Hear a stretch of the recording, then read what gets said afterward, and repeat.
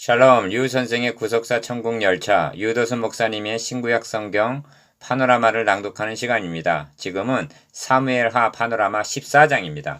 방책을 베푸시는 하나님. 14장은 암논을 죽이고 구슬로 도망갔던 압살롬이 돌아와 아버지 다윗과 화해하는 내용입니다. 다윗이 압살롬을 용납한 일이 잘한 일이냐의 여부는 분별하기가 쉬운 문제는 아닙니다. 이 점에서 관점의 차이가 등장하게 됩니다. 윤리적으로 접근하여 율법적으로 바라보는 관점과 구속사적으로 접근하여 은혜로 바라보는 관점은 상반된 해석이 나올 수 있는 것입니다. 교훈적인 관점은 인간에게다 초점을 맞추게 되지만 구속사 중심으로 바라보게 될 때에는 이를 성취해 나가시는 하나님에게 초점을 맞추게 되는 것입니다. 예를 든다면 창세기 3장 인간의 행위에 초점을 맞추고 바라보면 타락장이 이미 분명합니다. 그런데 하나님의 행사에 초점을 맞추고 바라보면 원복음을 주신 은혜장이 되는 것입니다. 그러므로 죄가 더한 곳에 은혜가 더욱 넘쳤나니 하고 로마서 5장 20절 말씀하게 되는 것입니다. 하나님의 나라 건설을 대적하는 죄를 볼 것이냐? 그때마다 주권적으로 이루어 나가시는 더욱 넘치는 은혜를 볼 것인가? 14장의 중심점을 어떤 지혜 있는 여인의 입을 통하여 다윗에게 한 말에서 찾을 수가 있습니다. 하나님께서 생명을 빼앗지 아니하시고 방책을 베푸사 내어 쫓긴 자로 하나님께 버린 자가 되지 않게 하시나이다 합니다. 14절. 구속사역이란 범죄하고 에덴에서 추방당한 자식으로 하여금 죽지 않고 돌아오게 하시는 하나님의 방책이기 때문입니다.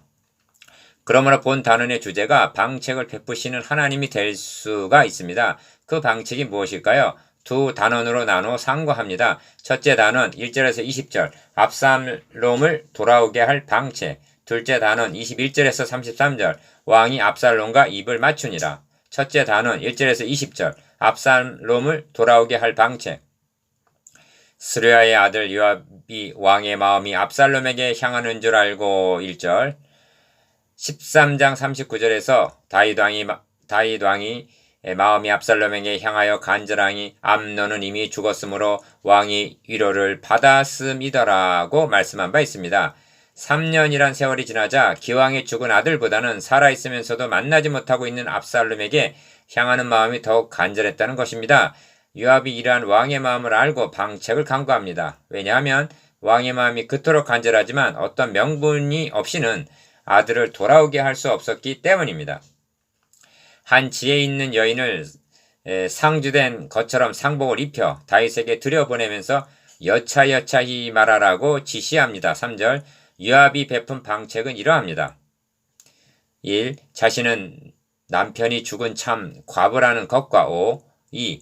아들 둘이 있었는데 싸우다가 형이 아우를 쳐 죽였다는 것과 6절 3. 이는 말려줄 사람이 없는 들에서 충동적으로 된 일이라는 것과 4. 온 족속이 일어나 율법대로 시행하여 동생 죽인 죄를 갚아 저를 죽여 사자 될 것까지 끊겠노라 한다는 것과 7절 5. 그렇게 되면 남편의 이름과 씨가 끊어지게 되지 않겠느냐고 호소하라는 것이었습니다. 이 방책을 통하여 다윗에게는 여호와의 사심으로 맹세하노니 너의 아들의 머리카락 하나라도 땅에 떨어지지 아니하리라는 11절 보장을 얻어냅니다. 그리한 후에 그러면 어찌하여 왕께서 하나님의 백성에게 대하여 이 같은 도모를 하셨나이까? 이 말씀을 하셨으니 왕께서 죄 있는 사람같이 되심은 그 내어 쫓긴 자를 집으로 돌아오게 아니하심이니이다 하고 13절 본색을 드러냅니다.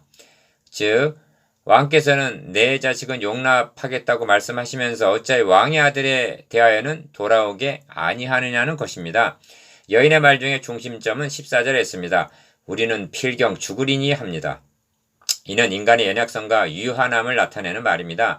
땅에 쏟아진 불을 다시 모으지 못한가 같을 것이오나 합니다.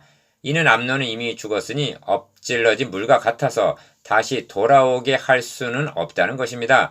하나님을 생명을 빼앗지 아니하시고 방책을 베푸사 내어 쫓긴 자로 하나님께 버린 자가 되지 않게 하시나이다 말합니다.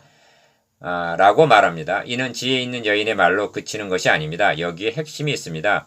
복음이란 내어 쫓긴 자로 내어 쫓긴 자로 버린 자가 되지 않고 집으로 돌아올 수 있도록 하신 하나님의 방책인 것입니다.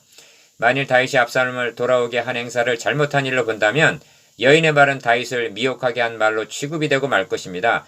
그러나 하나님 행사를 중심으로 생각해보면 하나님은 생명을 사랑하셔서 내어 쫓긴 자를 하나님 앞으로 돌아오게 하시려는 방책을 베푸시는 하나님이심을 깨닫게 되는 것입니다. 하나님이 지으신 의의 옷. 창세기 3장에 보면 범죄한 아담과 하와를 쫓아내시는 것을 보게 됩니다. 그런데 여호와 하나님이 아담과 그 아내를 위하여 가죽옷을 지어 입히시니라 하는 말씀을 창세기 3장 21절 대하게 됩니다. 이는 그들에게 돌아오게 할 방책을 베풀고 계심을 나타내는 계심이 명백합니다. 성경은 말씀합니다. 내가 여호와로 인하여 크게 기뻐하며 내 영혼이 나의 하나님으로 인하여 즐거워하리니 이는 그가 구원의 옷으로 내게 입히시며 의의 겉옷으로 내게 더하심이 신랑이 사모를 쓰며 신부가 자기 보물로 단장함 갖게 하셨음이라. 이사야서 61장 10절. 구속의 역사란 내어 쫓긴 자로 하여금 하나님 앞으로 돌아오게 하는 방책을 베푸심이라고 말씀드릴 수가 있습니다. 그 방책이 무엇입니까? 다윗의 자손으로 그리스도를 보내셔서 그로 하여금 대신 죄를 담당케 하시고 돌아오게 하시려는 것입니다. 그러므로 성경은 말씀합니다. 그리스도께서도 한번 죄를 위하여 죽으사 의인으로서 불의한 자를 대신하셨으니 이는 우리를 하나님 앞으로 인도하려 하심이라. 베드로전서 3장 18절. 그러므로 본문에서 다윗의 잘못을 보기보다는 아버지 다윗의 마음을 통해서 우리에게 향하신 하나님 아버지의 간절한 마음을 볼 수 있어야만 하겠습니다. 그리하여 방책을 베푸시는 하나님의 사랑을 만나야만 합니다. 또한 압살롬을 통해서도 호세아의 아내 고멜의 행음이 이스라엘 전체의 죄를 고발하고 있음과 같이 하나님의 백성들의 폐역과 우리 자신의 불성실한 모습을 볼 수 있어야만 합니다. 그러한 인간들을 위하여 하나님께서는 우리가 아직 연약할 때에, 우리가 아직 죄인 되었을 때, 곧 우리가 원수 되었을 때에 그 아들의 죽으심으로 말미암아 하나님으로 더불어 화목하게 하시려는 로마서 5장 6절에서 10절 방책을 베푸셨던 것입니다. 둘째 단원 21절에서 33절 왕이 압살롬과 입을 맞추니라. 왕이 요압에게 이르되 내가 이 일을 허락하였으니 가서 소는 압살롬을 데려오라. 21절 그리하여 일어나 그슬로 가서 압살롬을 데리고 예루살렘으로 오니 왕이 가로되 저를 그 집으로 물러가게 하고 내 얼굴을 보지 말게 하라 합니다.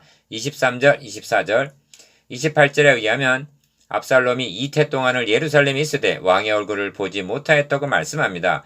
이럴 경우 압살롬의 입장만 생각해서는 부족합니다. 왜냐하면 압살롬만 부친의 얼굴을 보지 못한 것이 아니라 압살롬에게 향한 마음이 그토록 간절한 아버지 다윗도 같은 예루살렘에 있는 아들의 얼굴을 이태 동안이나 보지 못했기 때문입니다. 이는 다윗이 육정으로만 행한 것이 아니라 영의 분별력을 행사했음을 뜻합니다. 그리하여 압살롬을 데려오는 것까지는 허락하였으나 그의 얼굴을 본다는 것은 그의 공의가 용납이 안 되었음을 나타내 줍니다. 어떤 의미에서는 이는 구약시대를 상징적으로 나타내고 있다 하겠습니다. 하나님께서는 시내의 산에 강림하시고 그들 가운데 거하실 성막을 지으라 명하셨습니다. 왜 그렇게 하셨습니까? 백성들에게 향하신 마음이 간절하시기 때문입니다.